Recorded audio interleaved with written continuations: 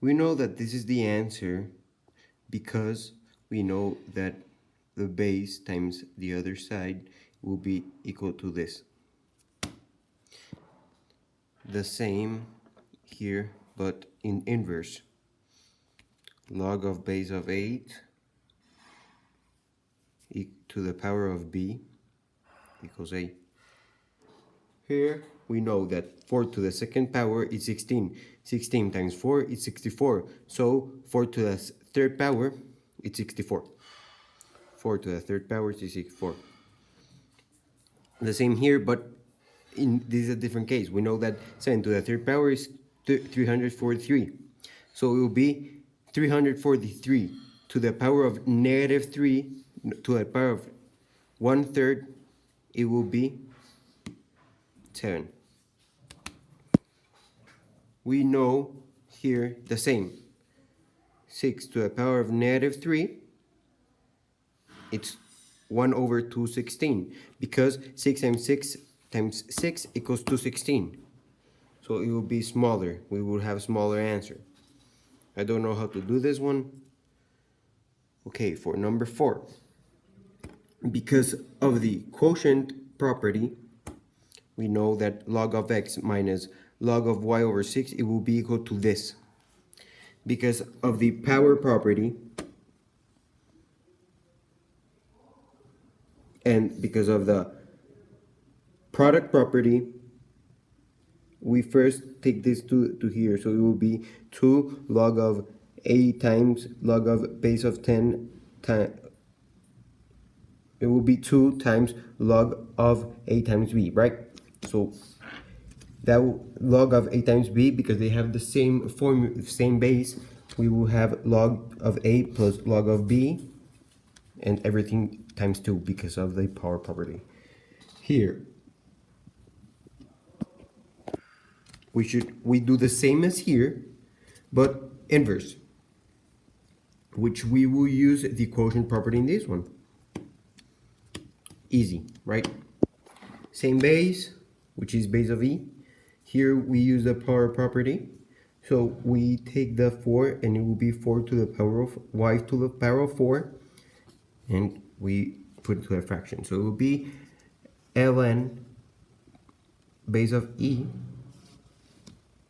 c over y over 4. Y to the power of 4, sorry. Here we have, it's a long one, and we have to create it into only one. So we use the product property here, then the power property. And no, we use the quotient property here, then the power property, and we get this as final result. And for this one, we use the product property, which will be equal to these, because log of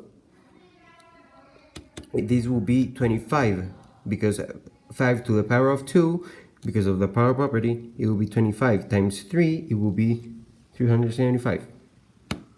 So we'll have here, and this will be our final answer. This one, because of the, we know that this 6 times 9 is equal to 54 times 7, it will be 378. We have it here. That means we use the product property.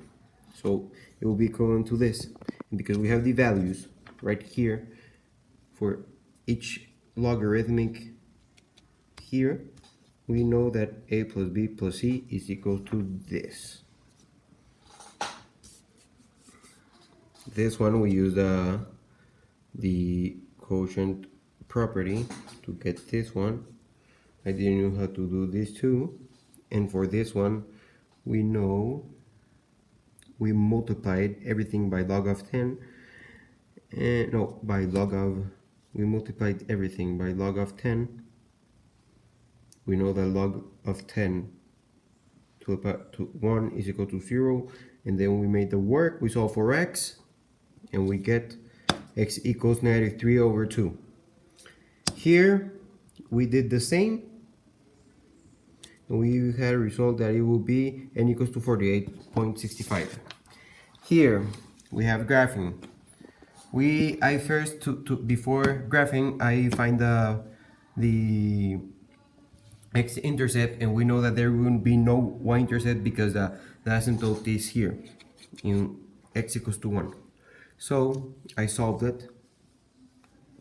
I just tweaked the formula and I got that the x value is 1.008, so 1.008 comma 0, that will be our x-intercept, no y-intercept. Our domain will be, because of the numbers, x-axis numbers, it will be from 1.008 to positive infinity, and for the range, because we have all numbers here, it will be negative infinity to positive infinity.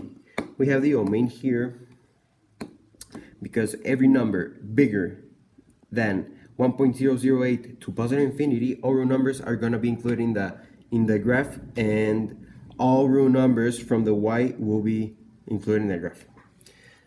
Here, I tried to get the x-intercept. There was no x-intercept. This didn't give us an answer. It gave us error in the calculator. So I suppose that there was no x-intercept. There, I tried to solve for. So I used x equals 0 to get the y-intercept, which is here. I plugged it into a calculator. I knew that it was this. So the domain, we have all real numbers here, all real numbers in the x-intercept, and for the y, because we know that our y-axis was our y-intercept was 1.008, so every number bigger than 1.008, it's going to be included in the graph. So that's why that's the domain. So this is my exam. Thank you.